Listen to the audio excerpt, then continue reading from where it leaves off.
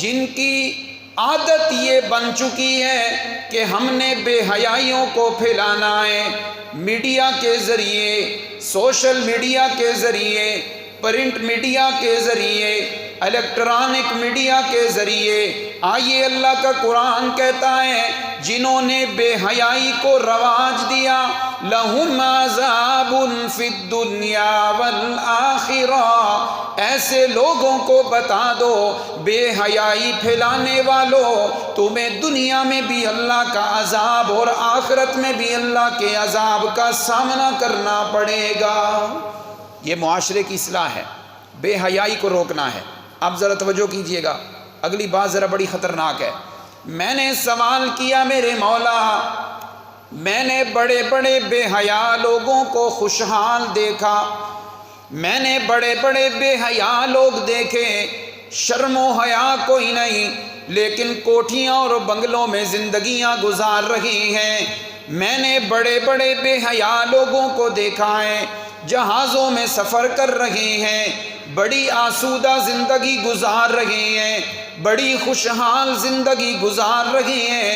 قرآن کہتا ہے بے حیا لوگ دنیا میں بھی عذاب، آخرت میں بھی عذاب۔ اللہ فرماتے ہیں جب میں کسی کو پکڑنے پہ آؤں تو میں اللہ اس کی کوٹھی نہیں چھینتا، اس کی گاڑی واپس نہیں لے لیتا۔ میں اللہ جب کسی کے دل سے نکل جاؤں تو میں اللہ اس کی دل کو اپنے مٹھی میں لے لیتا ہوں۔ اس کے دل کو کہاں لے لیتا ہوں؟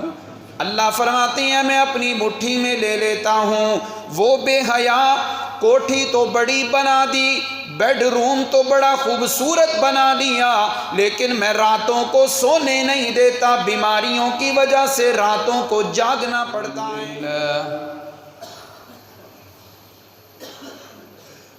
الحمد للہ وحدہ والصلاة والسلام علی من لا نبی بعدہ۔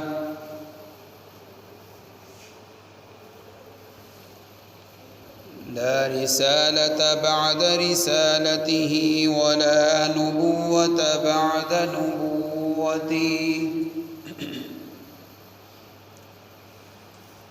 ولا شريعة بعد شريعته ولا كتاب بعد كتابه۔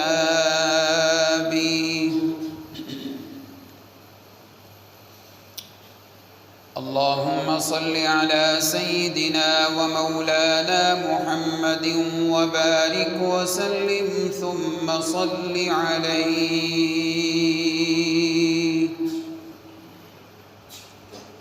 أما بعد، أعوذ بالله من الشيطان الرجيم، بسم الله الرحمن الرحيم۔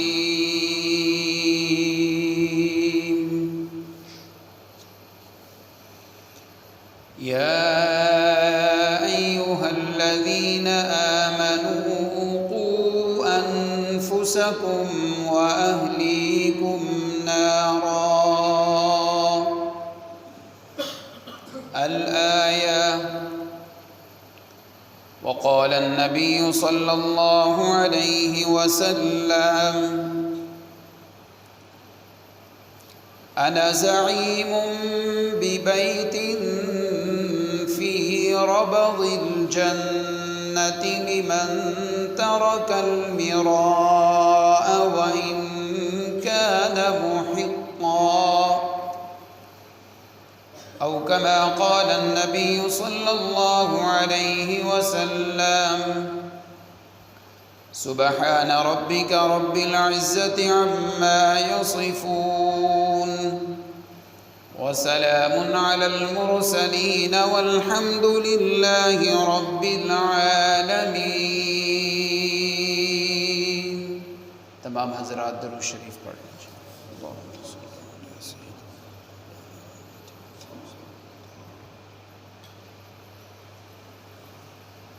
واجب الاحترام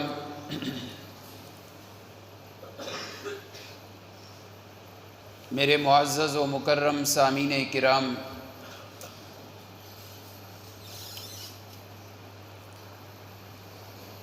اعلان کردہ عنوان کے مطابق آج کا عنوان ہے اصلاح معاشرہ۔ دعا ہے اللہ مجھ ادنا سے نالائق طالب علم کو چند ٹوٹی پھوٹی وہ گزارشات جو اپنے دامن مطالعہ میں سمیٹ کر لایا ہوں، رب العزت شرح صدر فرمائیں اور میں آپ کے سامنے وہ اپنا میسیج اور اپنا پیغام اور اپنی چند گزارشات آپ کی خدمت میں عرض کر سکوں۔ رمضان المبارک کا تیسرا جمعۃ المبارک ہے اور دوسرے عاشرے کا سفر بالکل کنارے پہ پہنچ رہا ہے۔ دعا ہے اللہ تبارک و تعالی مجھے اور آپ کو ان لوگوں میں شامل فرما لیں کہ یہ عشرہ جب رخصت ہوگا تو وہ اللہ کی نظر میں بخشے جا چکے ہوں گے۔ ایک حدیث پاک مجھے اور آپ کو بڑی فکر مند کر دیتی ہے۔ نبی کریم صلی اللہ علیہ وسلم نے ممبر مبارک کی پہلی سیڑھی پہ پاؤں رکھا تو فرمایا آمین، دوسری سیڑھی پہ پاؤں رکھا پھر فرمایا آمین، تیسری سیڑھی پہ پاؤں مبارک رکھنے کے بعد پھر فرمایا آمین۔ سوال ہوا اللہ کے پیغمبر یہاں کوئی دعا کرنے والا نہیں، آپ نے ویسے ہی فرمایا آمین آمین اور آمین۔ آپ نے فرمایا نہیں، آج دعا کرنے والا کوئی انسان نہیں بلکہ اللہ کا ایک نوری فرشتہ جبریل آیا تھا، اس نے 3 بد دعائیں کی اور میں نے آمین کہی۔ ان میں سے ایک بد دعا اس شخص کے بارے میں ہے جس نے رمضان المبارک کا مہینہ پایا مگر معافی حاصل نہ کر سکا۔ رمضان کا مہینہ نصیب ہوا، رب کو راضی نہ کر سکا۔ جبریل نے بد دعا کی، مولا وہ بندہ برباد ہو جائے جس نے رمضان کا مہینہ پایا مگر اپنے گناہوں کی بخشش نہ کروا سکا۔ میرے آقا نے فرمایا آمین۔ اب دیکھیں، دعا کرنے والا بد دعا کرنے والا بھی معصوم اور آمین کہنے والا تو سارے معصوموں کا سردار، تو یہ بد دعا قبول ہونے میں کوئی شک نہیں۔ لہٰذا یہ حدیث مجھے اور آپ کو جھنجھوڑتی ہے۔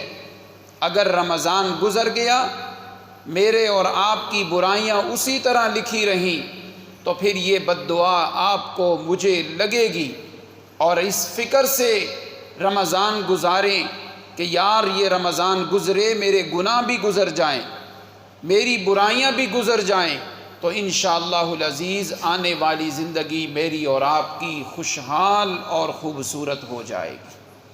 کہہ دو انشاءاللہ۔ آج کا عنوان ہے اصلاح معاشرہ۔ کہاں یہ عنوان، کتنا بڑا عنوان، کتنا عظیم، اونچا اور رفعت اور مقام والا یہ عنوان، اور کہاں بیان کرنے والا یہ چھوٹا سا طالب علم۔ یہ بیان کرنا تو کسی بڑی شخصیت کا کام ہے، مگر انشاءاللہ العزیز چند گزارشات آپ کے سامنے عرض کرنی ہے۔ امید ہے کہ آپ انشاءاللہ ان باتوں سے محظوظ ہوں گے۔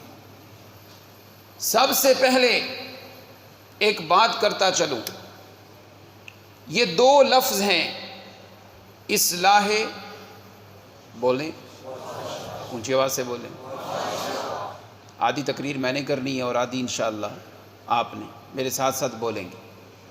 یہ 2 لفظ ہیں، اصلاح معاشرہ۔ اصلاح اس کا اپنا معنی ہے اور معاشرہ اس کا اپنا معنی ہے۔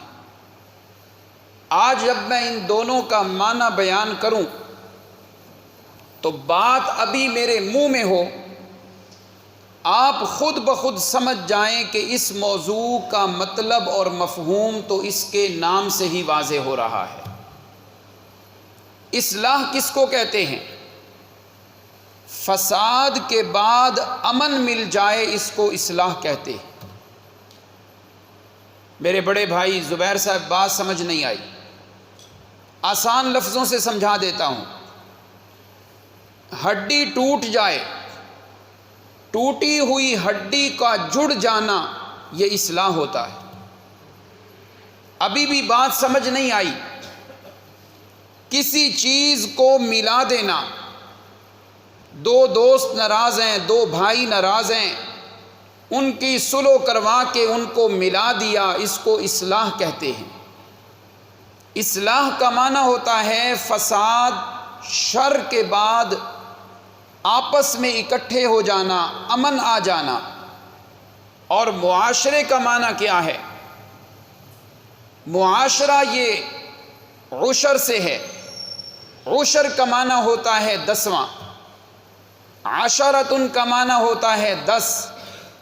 یہ عشرن ہو، عشرن ہو، عشرن ہو، کوئی بھی لفظ ہو، معاشرے کا معنی ہوتا ہے 10 بندوں سے ملنے والا ایک خاندان۔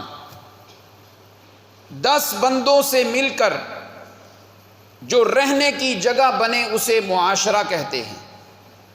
میرے کوئی تبلیغی بھائی بیٹھے ہیں، آپ 10 دن لگانے جائیں تو کوئی پوچھے کہاں گیا ہے تو آپ کہتے ہیں وہ عشرہ لگانے گیا ہے۔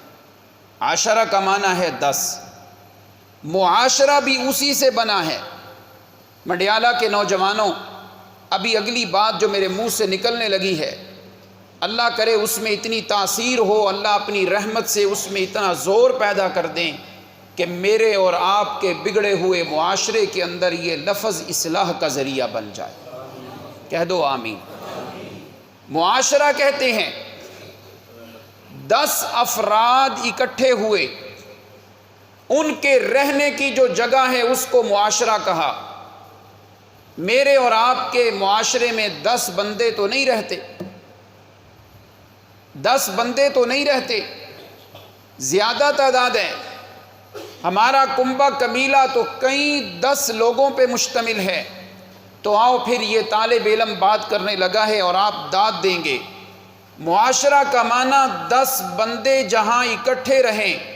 اگر 10 بندے آج اکٹھے نہیں رہ رہے، زیادہ رہ رہے ہیں، تو پھر مطلب معاشرے کا ہوگا ایک بندے کے اندر 10 دل ہونے چاہیے۔ ایک دل ٹوٹے بندہ دوسرا لگا لے، دوسرا ٹوٹے تیسرا لگا لے، تیسرا دل ٹوٹے چوتھا لگا لے۔ دل ٹوٹتے جائیں، دل کو بڑا کرتے جانا، بڑا کرتے جانا، بڑا کرتے جانا، اور اپنے دوستوں، بھائیوں، بہنوں کو ناراض نہ کرنا، اسی کو اصلاح معاشرہ کہا جاتا ہے۔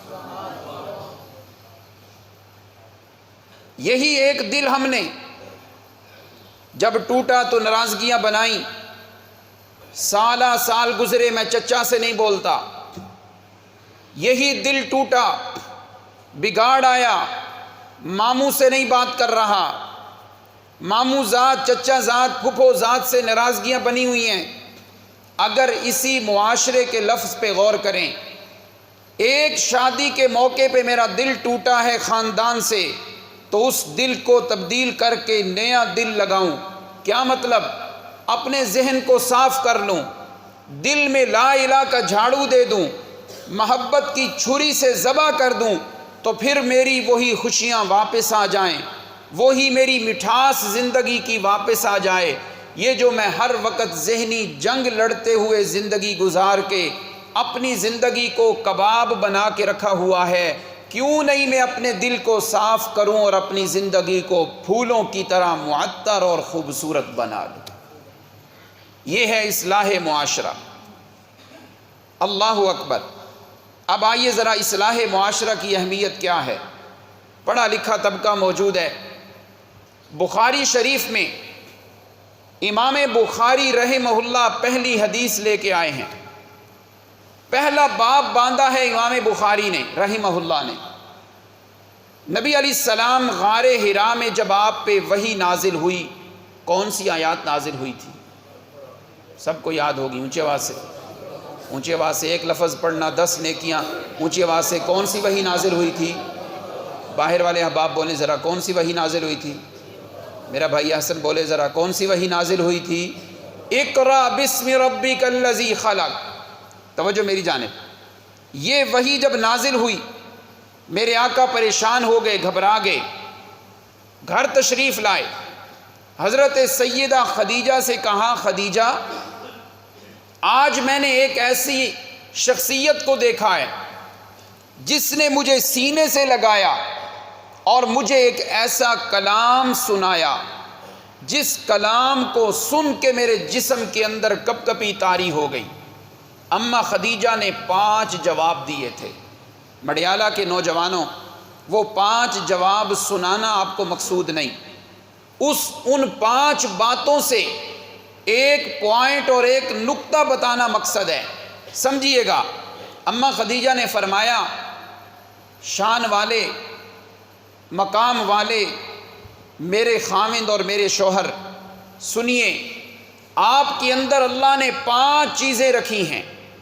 پہلے نمبر پہ اِنَّكَ لَتَصِلُ الرَّحِمَ، آپ صلہ رحمی کرتے ہیں. وَتَحْمِلُ الْكَلَّ، کسی کا بوجھ دیکھ کے آپ اپنے اوپر اٹھا لیتے ہیں. وَتُقْرِئُ الضَّيْفَ، میں خدیجہ کی آنکھوں نے وہ منظر بھی دیکھا ہے، آپ ہمیشہ مہمان کی عزت اور توقیر کرتے ہیں. چوتھے نمبر پہ فرمایا وَتُكْسِبُ الْمَعْدُومَ، جس کے پاس کمانے کا کوئی ذریعہ نہیں اپنی کمائی سے اس کی جھولی میں ڈالتے ہیں. اور 5ویں نمبر پہ فرمایا وَتُعِينُ عَلَى نَوَائِبِ الْحَقِّ، کملی والے آپ کسی صاحب حق کی مدد کرنے پہ آ جائیں تو مدد در مدد کرتے جاتے ہیں. میرے نوجوان بھائیوں، یہ 5 باتیں حضرت خدیجہ نے فرمائیں. ان 5 باتوں کا مطالعہ کریں. یہ پانچوں کی پانچوں باتیں حقوق اللہ سے تعلق نہیں رکھتی، حقوق العباد سے تعلق رکھتی ہیں. اماں خدیجہ نے یہ نہیں فرمایا آپ نمازیں پڑھتے ہیں، حالانکہ پڑھتے تھے. بخاری کی روایت ہے کان یتعبد فی اللیالی بغار حرا، غار حرا میں میرے آقا عبادت کرتے تھے. عبادت کا ذکر نہیں، نماز کا ذکر نہیں، روزے کا ذکر نہیں. 5 باتیں اماں خدیجہ نے جو فرمائیں وہ پانچوں کی پانچوں باتیں معاشرے کے ساتھ تعلق رکھتی تھیں. کہہ دو سبحان اللہ. یہ پانچوں باتیں صلہ رحمی کا تعلق حقوق اللہ سے ہے یا حقوق العباد سے؟ بولیں ذرا، ادھر سے آواز نہیں آ رہی، اونچی آواز سے بولیں ذرا، تھوڑا سا ماحول بنائیں، بات آگے بڑھے. صلہ رحمی کا تعلق حقوق العباد سے، کسی کے آمدنی کے ذرائع کم ہیں تعاون کرنا حقوق العباد، کسی کی مدد کرنا حقوق العباد. اماں خدیجہ نے بات بتا دی کہ تم نمازیں کتنی پڑھتے ہو، تم سجدے کر کے تمہارے ماتھے پہ محراب کتنے بنے ہیں، تمہاری کمر جھک گئی ہے سجدے کرتے ہوئے.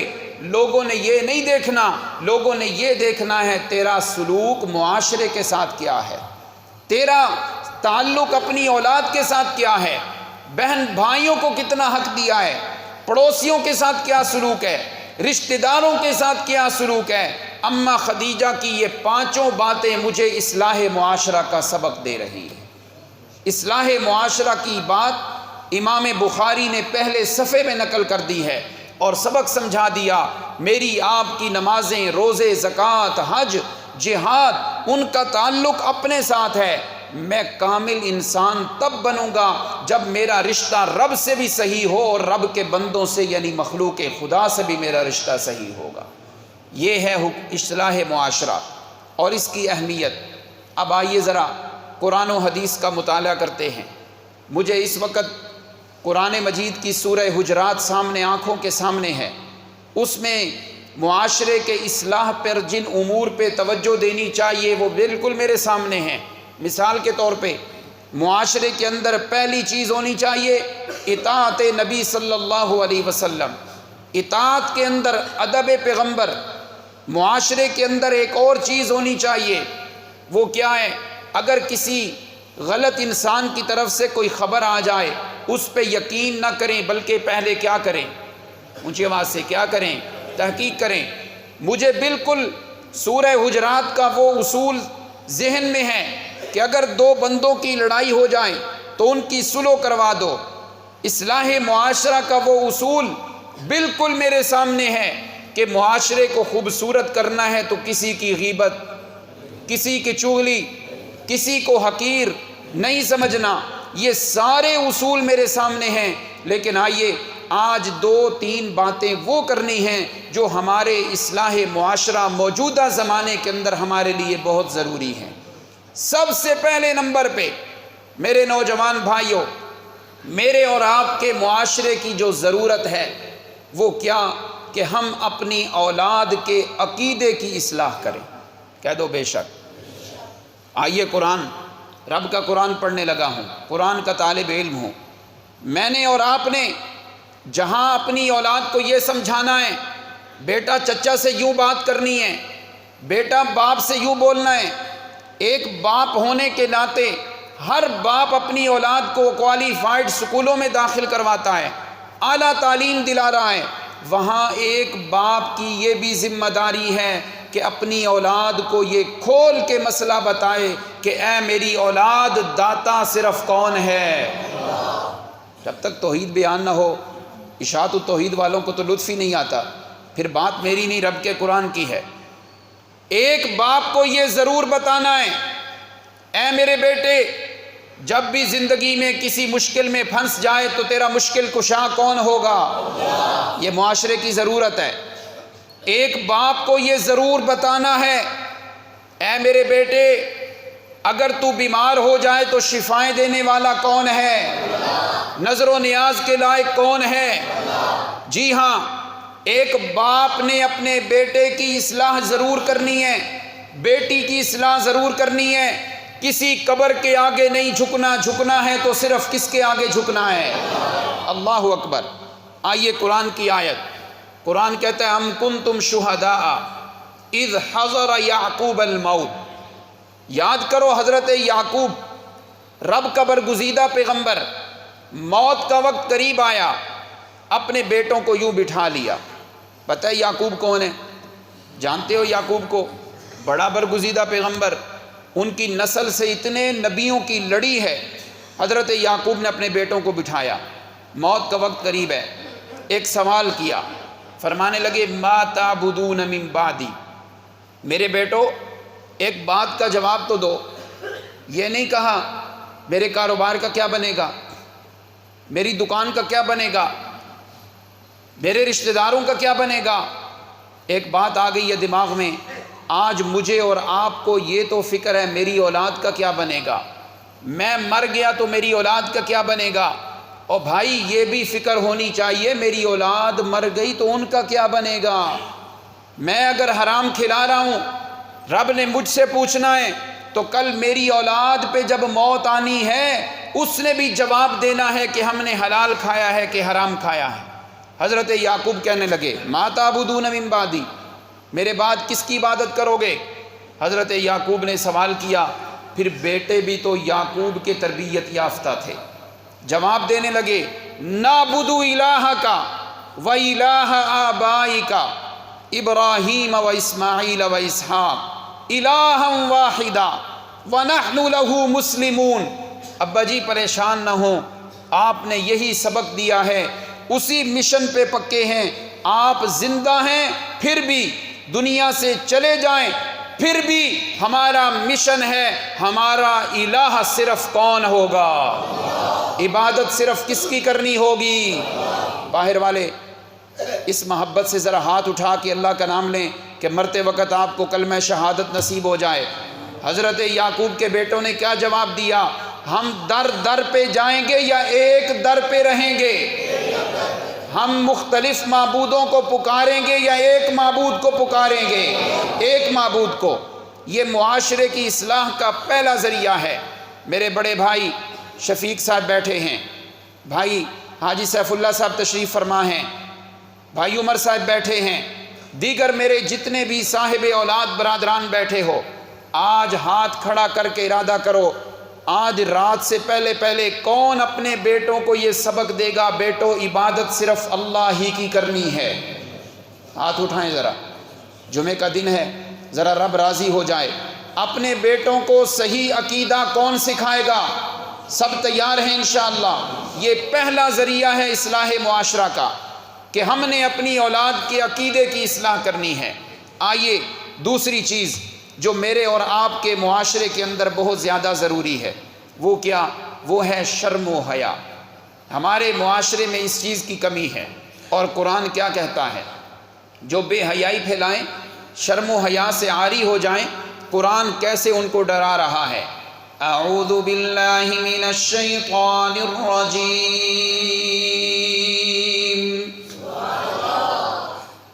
ان الذین یحبون ان تشیع الفاحشہ فی الذین آمنوا،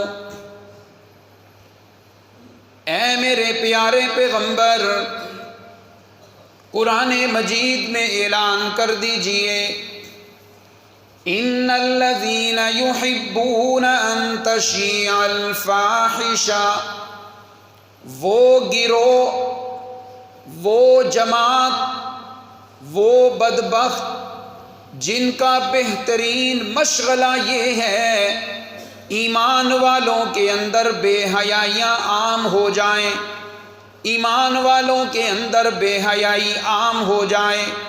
کبھی میراتھن ریس کے ذریعے بے حیائی، جی ہاں، کبھی نیا سال شروع ہونے لگا، اس فنکشن کے نام سے بے حیائی عام ہو رہی ہے، کبھی کرسمس کے نام پہ بے حیائی عام ہو رہی ہے، کبھی بسنت کا موقع آیا تو بے حیائی عام ہو رہی ہے۔ اللہ فرماتے ہیں ان الذین یحبون ان تشیع الفاحشہ، وہ گروہ جن کی عادت یہ بن چکی ہے کہ ہم نے بے حیائیوں کو پھیلانا ہے، میڈیا کے ذریعے، سوشل میڈیا کے ذریعے، پرنٹ میڈیا کے ذریعے، الیکٹرانک میڈیا کے ذریعے۔ آئیے اللہ کا قرآن کہتا ہے جنہوں نے بے حیائی کو رواج دیا، لہم عذاب فی الدنیا والآخرہ، ایسے لوگوں کو بتا دو بے حیائی پھیلانے والوں، تمہیں دنیا میں بھی اللہ کا عذاب اور آخرت میں بھی اللہ کے عذاب کا سامنا کرنا پڑے گا۔ یہ معاشرے کی اصلاح ہے، بے حیائی کو روکنا ہے۔ اب ذرا توجہ کیجئے گا، اگلی بات ذرا بڑی خطرناک ہے۔ میں نے سوال کیا میرے مولا، میں نے بڑے بڑے بے حیا لوگوں کو خوشحال دیکھا، میں نے بڑے بڑے بے حیا لوگ دیکھے، شرم و حیا کوئی نہیں، لیکن کوٹھیاں اور بنگلوں میں زندگیاں گزار رہی ہیں۔ میں نے بڑے بڑے بے حیا لوگوں کو دیکھا ہے، جہازوں میں سفر کر رہے ہیں، بڑی آسودہ زندگی گزار رہے ہیں، بڑی خوشحال زندگی گزار رہے ہیں۔ قرآن کہتا ہے بے حیا لوگ دنیا میں بھی عذاب، آخرت میں بھی عذاب۔ اللہ فرماتے ہیں جب میں کسی کو پکڑنے پہ آؤں تو میں اللہ اس کی کوٹھی نہیں چھینتا، اس کی گاڑی واپس نہیں لے لیتا۔ میں اللہ جب کسی کے دل سے نکل جاؤں تو میں اللہ اس کی دل کو اپنے مٹھی میں لے لیتا ہوں۔ اس کے دل کو کہاں لے لیتا ہوں؟ اللہ فرماتے ہیں میں اپنی مٹھی میں لے لیتا ہوں۔ وہ بے حیا کوٹھی تو بڑی بنا دی، بیڈ روم تو بڑا خوبصورت بنا لیا، لیکن میں راتوں کو سونے نہیں دیتا، بیماریوں کی وجہ سے راتوں کو جاگنا پڑتا ہے۔ دسترخوان تو بڑے لگ جاتے ہیں ان کے گھروں میں، جی ہاں، قسم و قسم کے کھانے آ جاتے ہیں، مگر میں اللہ کھانے نہیں دیتا۔ یہ نہیں کھانا ڈاکٹر نے منع کیا ہے، یہ نہیں کھانا مجھے فلاں تکلیف ہو جاتی ہے۔ اللہ فرماتی ہیں انہیں سمجھ لینا چاہیے، گھر ہے سکون کوئی نہیں، بیڈ روم ہے آرام کوئی نہیں، کھانا ہے کھانا نصیب کوئی نہیں، یہ عذاب بھی تو ہے نا۔ سب کچھ دیا ہوا رب کا ہے مگر میں استعمال نہیں کر رہا، میرا دل اللہ کی مٹھی میں آ گیا ہے۔ اللہ فرماتی ہیں اگر ابھی بھی بات سمجھ نہیں آ رہی، آؤ تمہیں قرآن سمجھا رہا ہے۔ واللہ یعلم وانتم لا تعلمون، ہر انسان یہی کہے میرے اوپر جو بیماری آئی ہے، جو تکلیف آئی ہے، ہو سکتا ہے میرا رب ناراض ہو گیا، ہو سکتا ہے میرا رب روٹھ گیا۔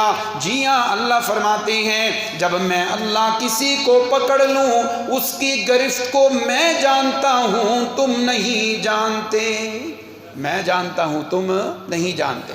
ایک مثال دے دیتا ہوں، یہ جو میرج ہال میں جب کھانا تیار ہو، اکثر آپ نے دیکھا ہوگا کھانے کا جو کنٹینر ہوتا ہے اس کے نیچے ایک چھوٹا سا دیا جل رہا ہے۔ کیوں؟ وہ کنٹینر کے نیچے اندر پانی ہے، وہ ہلکی سی آگ اور بتی جل رہی ہے جو اس کو بوائل رکھتی ہے، گرم رکھتی ہے۔ اللہ فرماتی ہیں جب میں بھی کسی پہ ناراض ہو جاؤں، میں بھی جب کسی پہ ناراض ہو جاؤں اس کے دل میں کوئی نہ کوئی بتی جلا دیتا ہوں۔ کیا جلا دیتا ہوں؟ کبھی وہ بتی اولاد کی جل گئی، کبھی وہ بتی بزنس کی آ گئی، کبھی وہ بتی قرض کی آ گئی، کبھی وہ بتی تیرے خاندانی لڑائیاں اور جھگڑوں کی آ گئی۔ اللہ فرماتی ہیں جب میں پکڑنے پہ آ جاؤں، ان بطش ربک لشدید، ان بطش ربک لشدید، میری پکڑ بڑی سخت ہے۔ باپ رات کو کمبل میں منہ ڈال کے روتے ہوئے گزار رہا ہے، میری اولاد میری بات نہیں مانتی، اتنا مجھ پہ قرض ہو گیا، یہ پریشانی آ گئی، یہ پریشانی آ گئی۔ قرآن کہتا ہے ان الذین یحبون ان تشیع الفاحشہ، او بے حیائیاں پھیلانے والوں، تمہاری ظاہری خوشحالی ظاہری لوگوں کو نظر آ رہی ہے مگر تمہارے دل سے میں نے سکون ہٹا لیا، یہ بے اللہ کا عذاب ہے، یہ اللہ کا کیا ہے؟ عذاب ہے۔ یہ پہلا کام عقائد کی اصلاح کے بعد دوسرے نمبر پہ وہ کیا ہے؟ شرم و حیا۔ یہ ہمارے معاشرے کے اندر بڑی ضرورت ہے۔ ماں کو بیٹی، بیٹی کو ماں کی حیا ہو، باپ کو بیٹے کی، بیٹے کو باپ کی سمجھ ہو، حیا ہو۔ جی ہاں، جہاں حیا نہیں رہتی وہاں پھر بیٹیوں کے ہاتھ ماں کے گریبان پہ نظر آتے ہیں، جہاں حیا نہیں رہتی وہاں پھر بیٹے کا ہاتھ باپ کے گریبان پہ نظر آتا ہے، اور جہاں یہ حیا آ جائے، شرم و حیا آ جائے، قرآن کہتا ہے شرم و حیا والے خاندان کو اللہ ہر پریشانی سے محفوظ فرما لیتے ہیں۔ سبحان اللہ۔ تو یہ دوسری نمبر پہ کام جو ہم نے کرنا ہے وہ کیا ہے؟ شرم و حیا، ہمیں حیا ہونی چاہیے۔ جی ہاں، آگے چلیں۔ ایک اور ہمارے معاشرے کے اندر خرابی ہے جس کی ہم نے اصلاح کرنی ہے۔ کیا؟ 3 باتیں اکٹھی ذکر کر دیتا ہوں۔ ہمارے خاندانوں میں ایک بات ہے جھگڑا، لڑائیاں بڑی ہیں جی، لڑائیاں بڑی ہیں، پھر وہ لڑائیاں اتنی بڑی ہو جاتی ہیں کہ بھائی بھائی کا چہرہ نہیں دیکھتا، کئی عرصہ خاندانوں کی آپس میں ملاقاتیں نہیں ہو رہی۔ یہ ایک بات ہے جس کی اصلاح کرنی ہے۔ دوسرے نمبر پہ ہمارے خاندان میں جھوٹ ہے، جھوٹ بولا جاتا ہے۔ تائید کرتے ہیں میری اس بات میں؟ اونچی آواز سے دیکھ لیں ذرا، تجارت میں جھوٹ، سیاست میں جھوٹ، خاندانوں میں جھوٹ، بیٹا باپ سے جھوٹ بول رہا ہے، بیٹی ماں سے جھوٹ بول رہی ہے۔ اور یارو یقین نہیں آتا، ابھی 1 اپریل آ رہا ہے، 1 اپریل کو لوگ جھوٹ بول کے لطف اندوز ہوتے ہیں جس کو اپریل فول کہتے ہیں۔ یہ جھوٹ بولنا ہمارے معاشرے میں پایا جاتا ہے۔ 2 خرابیاں ہو گئیں، پہلے نمبر پہ لڑائی جھگڑا، اور دوسرے نمبر پہ جھوٹ، تیسرے نمبر پہ میرے آقا علیہ الصلوۃ والسلام نے وہ ہے بد اخلاقی۔ یہ بد اخلاقی ہمارے خاندان میں ہے، ہمارے معاشرے میں ہے۔ ایک بار دکان پہ جاؤ چیز لینے، دوسرا سوال کرو دکاندار ناراض ہونے لگتا ہے، بھائی بھائی سے دوسری بار سوال کرو جھگڑنے لگتا ہے۔ بد اخلاقی بڑی آ گئی ہے۔ اب آؤ ہمارے اس معاشرے کی اصلاح کیسے ہوگی؟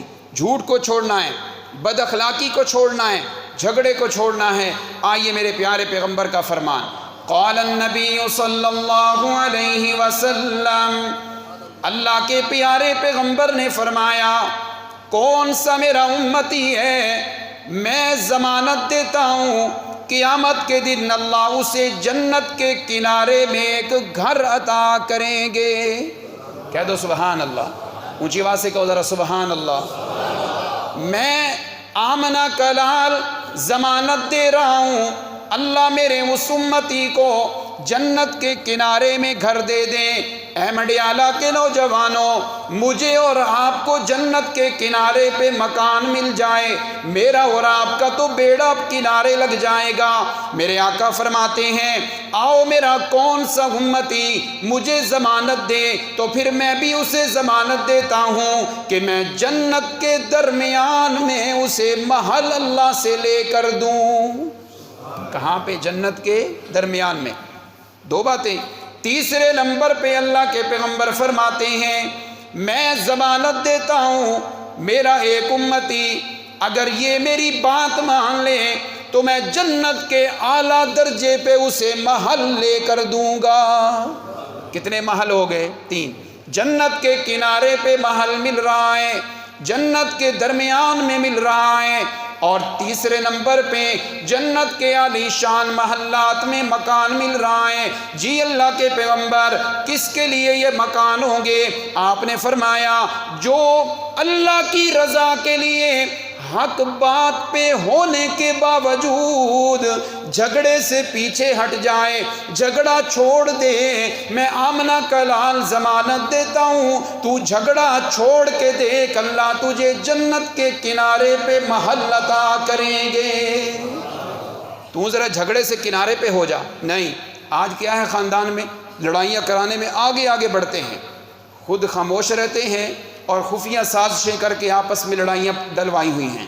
جو بندہ جھگڑے سے پیچھے ہٹ جائے ایسے آدمی کو جنت کے کنارے پہ اللہ کے پیغمبر کی ضمانت پہ محل تیار ملے گا انشاءاللہ۔ دوسرے نمبر پہ جنت کے درمیان کس امتی کو محل ملے گا؟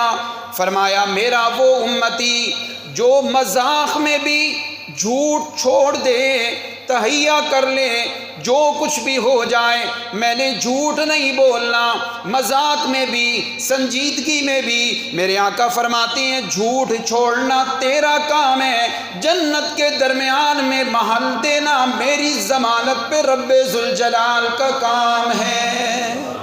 اللہ اکبر۔ جھوٹ چھوڑنے پہ جنت کے درمیان میں محل مل رہا ہے۔ آج جھوٹ کو فیشن سمجھتے ہیں، یہ ہمارے معاشرے کی اصلاح ہو رہی ہے۔ تیسرے نمبر پہ جنت کے عالی شان محل، بلند ترین محل کس کو ملے گا؟ آئیے ذرا اللہ کے پیارے پیغمبر فرما رہی ہیں جو میرا امتی اپنے اخلاق کو اچھا کر لے، اپنے اخلاق کو کیا کر لے؟ اونچی آواز سے کیا کر لے؟ بھائی عارف صاحب بولے ذرا، کیا کر لے؟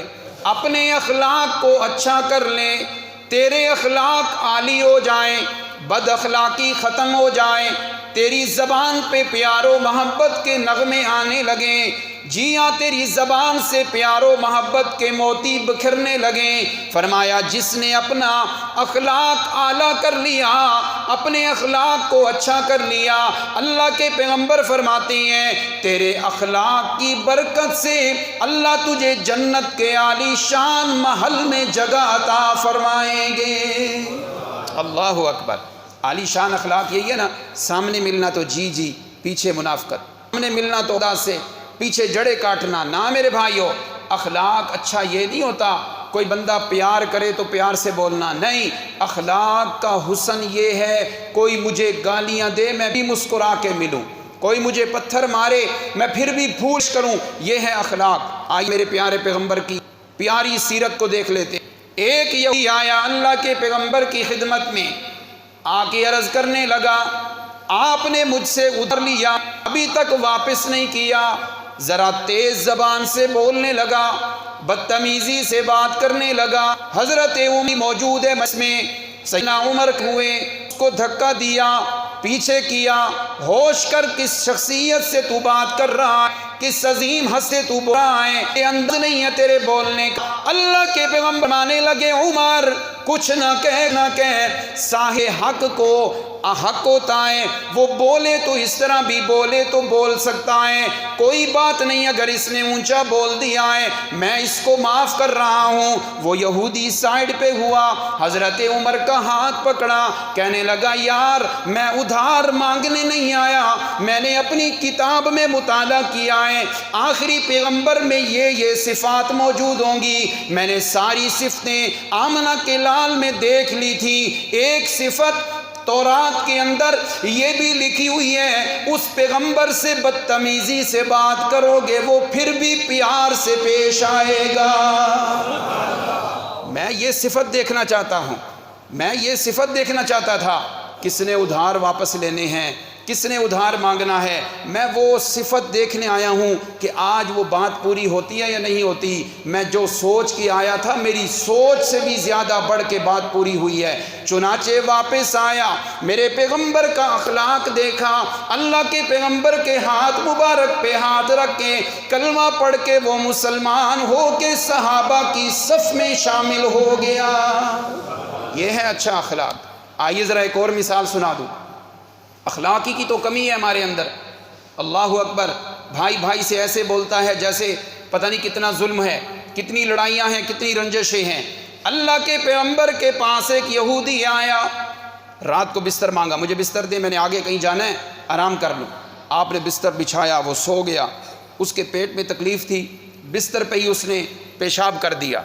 صبح بیدار ہوا تو کہنے لگا اگر ایسے ہی مسلمانوں نے دیکھ لیا تو وہ تو مار دیں گے کہ نبی کا بستر خراب کر دیا ہے، پیغمبر کی مہمانی کے اندر یہ مجھ سے غلطی ہو گئی ہے۔ وہ صبح ہی بھاگ گیا، کافی آگے جا کے یاد آیا یار میری تلوار ادھر رہ گئی ہے، کہنے لگا گیا تو پھر مجھے کسی نے چھوڑنا نہیں، پھر کہنے لگا تلوار بڑی قیمتی ہے، جاتے ہیں کیا ہوگا، ماری پڑے گی نا تو کھا لیں گے۔ جب وہ یہودی واپس آیا، دیکھنا ذرا، آمنہ کے لال اپنے نبوت والے پیارے ہاتھوں سے اس کا بستر دھو رہے تھے، سبحان اللہ، بستر دھو رہے تھے۔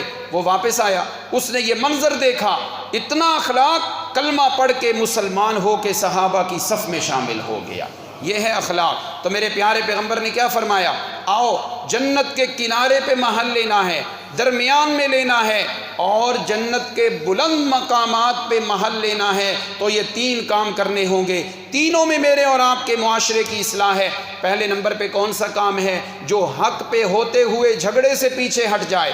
اللہ اللہ، کوئی بات نہیں، بہن نے برا کہا تھا میں اللہ کی رضا کے لیے معاف کرتا ہوں، بھائی نے کچھ کہا تھا، چچا اور ماموں نے یہ کہا تھا، کوئی بات نہیں، اللہ کی رضا کے لیے میں کنارے پہ ہونے لگا ہوں تاکہ جنت کے کنارے میں مجھے محل مل جائے، سبحان اللہ۔ دوسرے نمبر پہ جھوٹ نہیں بولنا، جھوٹ سے باز رہنا ہے، جنت کے درمیان میں تمہیں محل ملے گا، اور اخلاق اچھا ہونے کی وجہ سے جنت کے عالی شان محل تجھے مل رہے ہیں۔ یہ تینوں باتیں میرے آقا نے ارشاد فرمائیں، اور یہ تینوں کی تینوں باتیں ہمارے معاشرے کی اصلاح ہونی چاہیے یا نہیں ہونی چاہیے؟ اونچی آواز سے بولیں۔ آئیے ذرا ایک اور حدیث سنا دوں۔ میرے آقا علیہ السلام نے فرمایا قیامت کے قریب 4 چیزیں عام ہو جائیں گی، 4 چیزیں، اور خدا کی قسم یہ بڑا اونچا جملہ ہے، وہاں ہی ہم بولتے ہیں جہاں بہت زیادہ تاکید کرنی ہو۔ یہ چاروں باتیں اس زمانے میں موجود ہیں، دیکھ لیجئے گا۔ قال النبی صلی اللہ علیہ وسلم اذا رأیت شحا مطاعا وہوا متبعا والدنیا موسرتا واعجاب کل ذی رائن برائن۔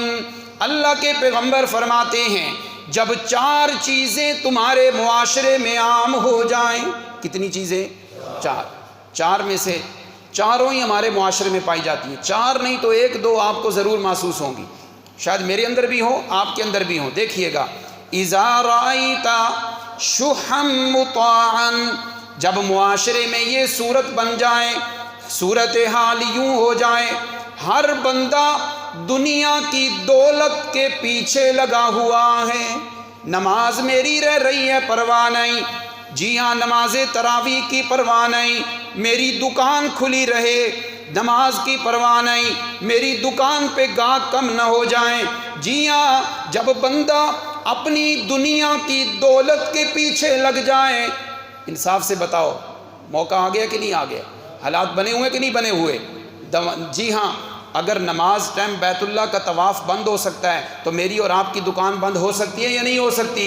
جی ہاں، اللہ اکبر، دنیا کے پیچھے چل پڑے، یہ پہلی چیز ہم دیکھ رہے ہیں۔ دوسرے نمبر پہ وَهَوًا مُتَّبَعًا، جب تیری نفسانی خواہشات تو ان کے پیچھے چلنے لگ جائے، دل میں آیا میں فلاں گاڑی لے لوں، دل میں آیا فلاں موبائل لے لوں، میری بہنوں کے ماں کے دلوں میں آیا فلاں سوٹ لے لیں، فلاں برانڈ کا جوتا لے لیں، ضرورت بھی کوئی نہیں۔ فرمایا جب تیری نفسانی خواہشات اتنی اونچی ہو جائیں تو اپنی نفسانی خواہشات کے پیچھے چلنے لگ جائے۔ اور تیسرے نمبر پہ وَالدُّنْيَا مُوسَرَةً، جب دنیا کو ترجیح دی جانے لگے۔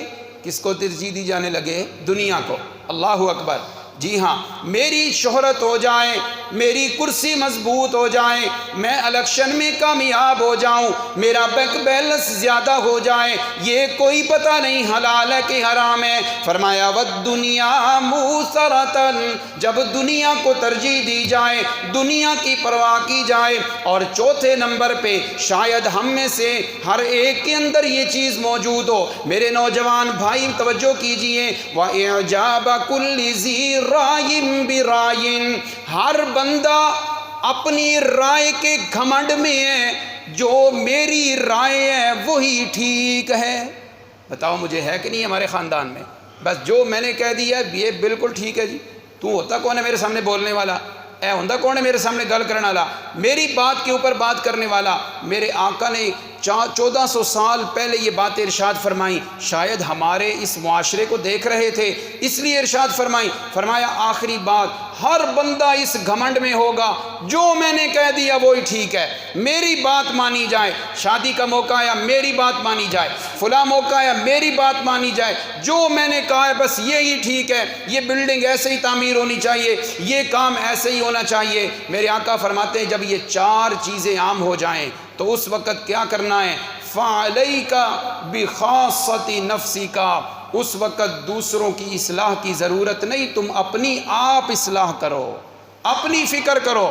دوسروں پہ تو تنقیدیں شروع ہو جائیں گی، تنقیدوں کے وظیفے پڑھتے ہیں، فلاں یوں ہیں فلاں یوں ہیں۔ فرمایا جب یہ چار چیزیں تمہارے اندر آ جائیں، دوسروں کو پیار سے سمجھاؤ، دعائیں کرو، یہ تو ٹھیک ہے، لیکن تنقید کا نشانہ دوسروں کو بنانے سے پہلے اپنے اندر یہ چیزیں ختم کرو۔ میرے اندر دنیا کی ترجیح نہیں ہونی چاہیے، خواہشات کی پیروی نہیں ہونی چاہیے، مال کے پیچھے ہرس نہیں ہونی چاہیے، اور میں اپنی رائے کو بڑی رائے بنا کے پیش کروں، یہ نہیں ہونی چاہیے۔ جب یہ چیزیں ہوں گی تو میرا اور آپ کا معاشرہ پرامن ہو جائے گا، اصلاح ہو جائے گی۔ میں نے پہلے بات شروع میں کہی تھی، اصلاح کا معنی ہے ٹوٹی ہوئی ہڈی کو جوڑنا اور پھر ٹھیک کر دینا اور درست ہو جانا۔ معاشرے کا معنی ہوتا ہے 10 بندوں کے رہنے کی جگہ، ہمارے معاشرے میں تو کئی 10 رہ رہے ہیں۔ معنی کیا ہوگا؟